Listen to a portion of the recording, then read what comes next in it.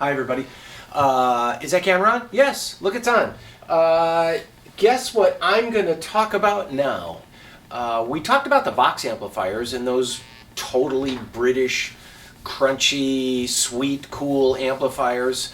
But really the king of all amplifiers was Fender. Leo Fender spent his early years chasing bands around Southern California, sitting at the edge of the stage. There's a couple of great books about Leo's Fender involvement in the musical community. He didn't play guitar, but he loved music. And so he wanted to know what people wanted out of the amplifiers, which was, number one, durability. They wanted to be able to pick them up, put them in the truck, out of the truck, onto the stage, in the truck, back out of the truck, on the stage. You get my point.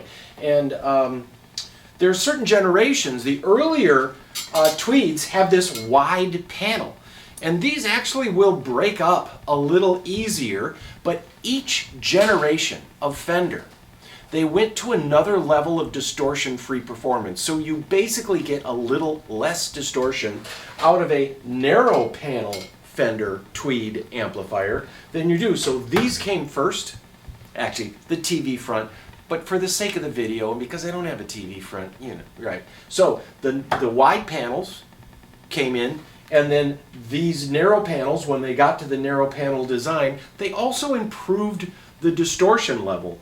And then they went from the tweed to the brown as this deluxe amp, which right now is just one of the most fabulous amps. This amplifier, 20 watts, 20 pounds. This is the last amp you'll ever need. And these still have that little sweetness, that breakup.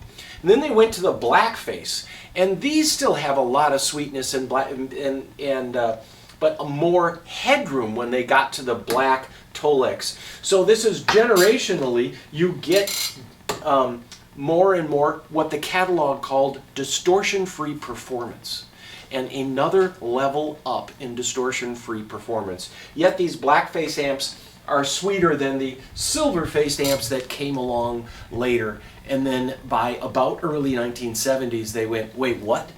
They want distortion? And they added the master volume.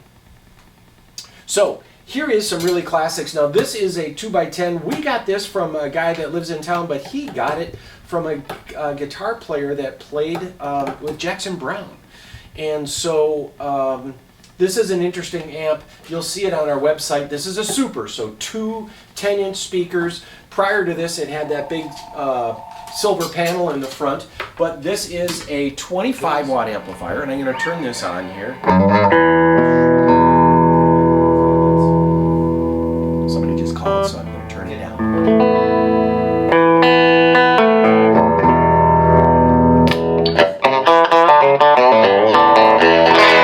This is a 1966 Televibe.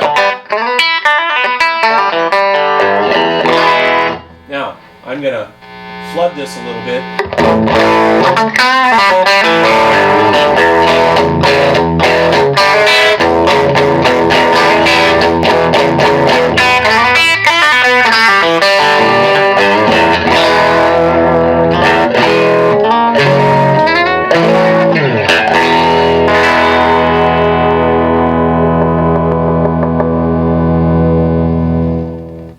A fabulous amp. 22 watts on the supers, two 10-inch speakers, you're going to get a little more grind. It's no wonder that Marshall copied the Fenders. They were very reliable, and they copied actually first the Tweed Bassman, which is probably one of the most copied amplifiers in the world.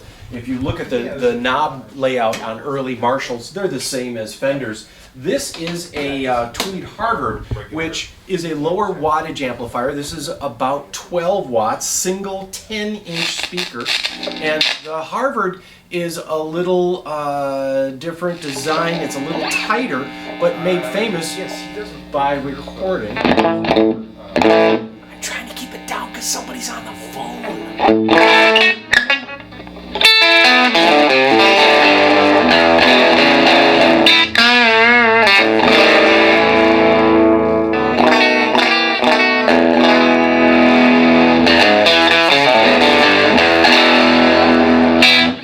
this amp made famous by Booker T and the MGs, and you can see comparing the two that this is a little more useful for small clubs. That gets a little louder. Now last, I'm going to go up to the black-faced amplifier just because it's got this red light that says I can.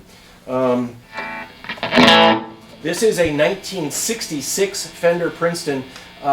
These without reverb this is about $2,200, and getting reverb in there would make that quite a bit more money. And here I have this amplifier at about 6.5, and you can hear it's quite a bit cleaner.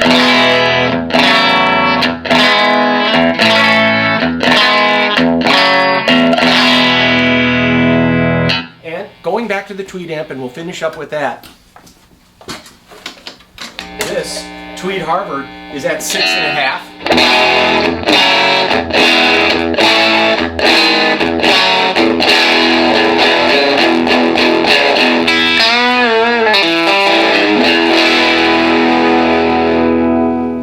All that icky distortion. Ew, who wants it? All right, that's it for now.